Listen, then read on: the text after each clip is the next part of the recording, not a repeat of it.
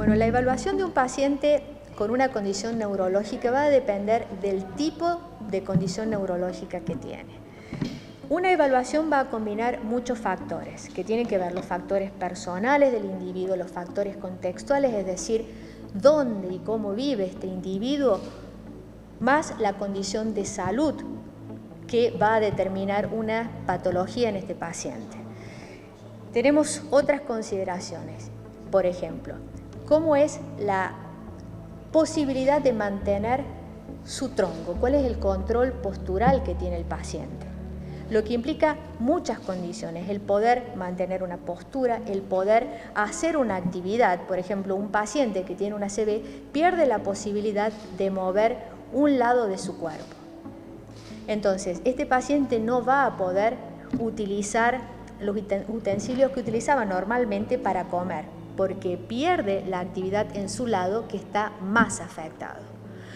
Y hoy en día hablamos del lado más afectado y menos afectado, porque el sistema nervioso tiene tanta complejidad que cuando hay una lesión como se da en el ACV, se afecta tanto el mismo lado de donde tiene la lesión, como el lado contralesional, el lado opuesto a la lesión, ¿sí? Entonces, el abordaje tiene que ser un abordaje integral, en donde no solamente nos vamos a focalizar en el lado más afectado o en el lado pléjico, como decíamos antes, sino vamos a focalizarnos en ese lado, pero también vamos a considerar cómo se encuentra su lado menos afectado.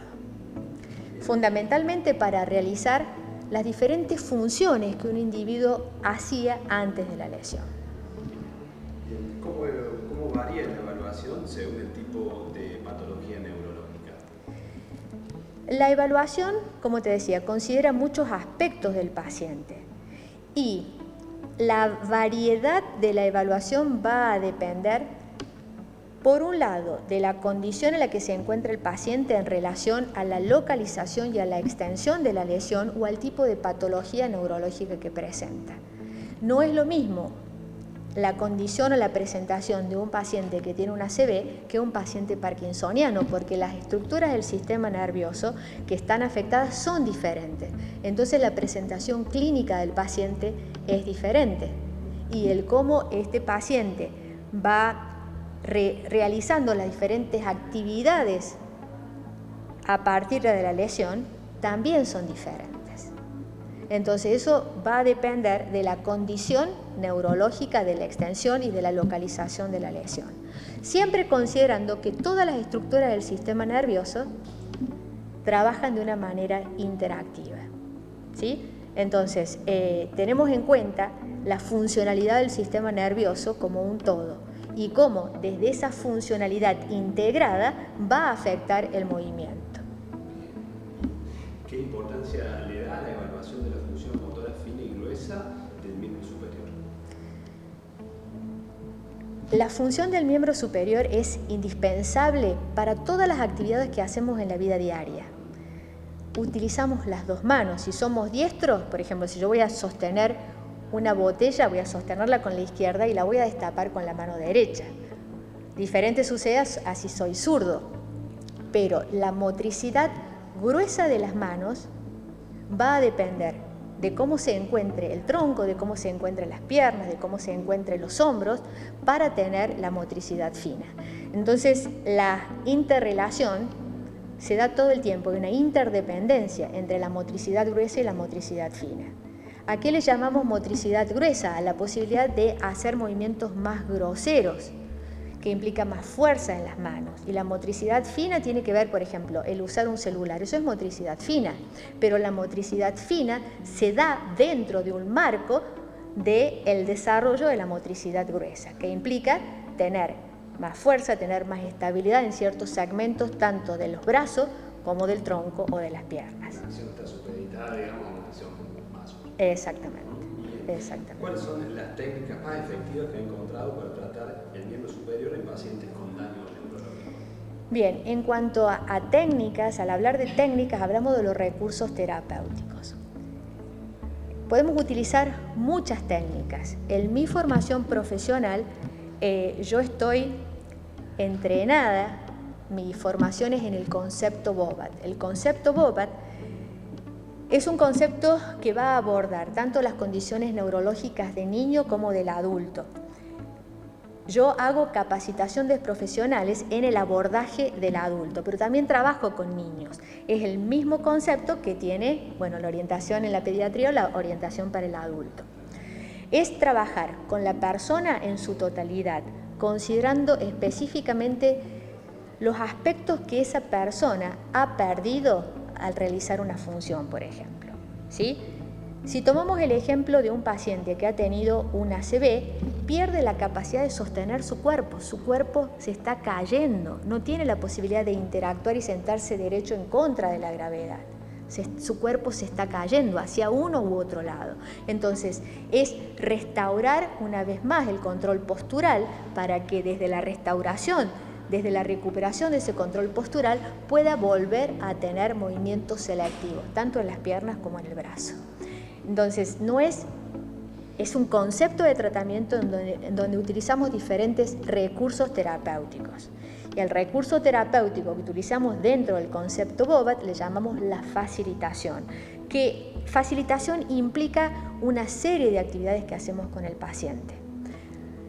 Activar la musculatura, darle información sensorial, darle estabilidad, facilitar el movimiento, activar musculatura específica para que el movimiento específico, el movimiento que implica la motricidad fina pueda darse. Todo un tratamiento para intentar volver a que pueda hacer las mismas actividades que hacía previo a la lesión. Exactamente. El objetivo de la neurorehabilitación es que el paciente pueda recuperar la función que perdió, ¿no? Restaurar la función, recuperar los componentes de movimiento, los componentes musculares que conducen a la realización de una actividad. Hablaba recién de un abordaje integral del paciente. ¿Cuál es la importancia de este trabajo interdisciplinario en pos de ese tratamiento? El paciente con una condición neurológica tiene muchas dificultades. No solamente tenemos que considerar los aspectos que tienen que ver con el movimiento, con la pérdida de la función, sino tenemos que también considerar el impacto que tiene una condición neurológica en la familia de este paciente. Esto va también a tener un impacto en su trabajo, porque es una persona que estaba, en el caso de ser un joven o un adulto joven o una persona mayor, estaba haciendo una actividad que ya no la puede hacer, ya sea en su hogar, ya sea en su trabajo específico, ya sea a nivel social. Entonces, darle la posibilidad desde el trabajo del equipo terapéutico, el kinesiólogo, terapeuta ocupacional, fonoaudiólogo, el psicólogo, el médico clínico, las enfermeras, que esta persona pueda recuperar la condición que tenía antes de esta lesión neurológica. Entonces, realmente es un trabajo integral y se necesita la comunicación del equipo interdisciplinario, en donde en el centro de este equipo interdisciplinario está el paciente y su familia. No podemos sacar al paciente dentro de su contexto familiar, porque el paciente convive con su familia, es la familia el que le da el soporte emocional a la familia. Bien. Y por último, ¿hay algún complemento en equipamiento tecnológico que por ahí recurren profesionales como para apuntalar también el tratamiento de este tipo? Sí, actualmente en cuanto a la tecnología hay muchos recursos.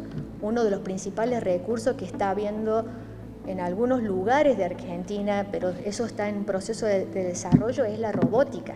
Hemos visto para los Juegos Olímpicos los robots para las extremidades inferiores.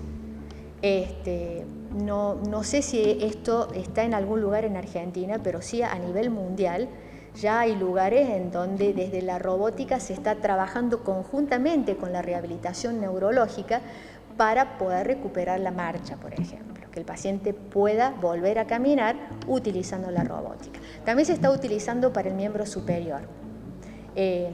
Yo he visto videos en otros países en donde están utilizando la robótica. Hay otros recursos, pero todavía estos recursos son demasiado primitivos en Argentina, ¿no? Estamos a la espera de que esa tecnología pueda ingresar.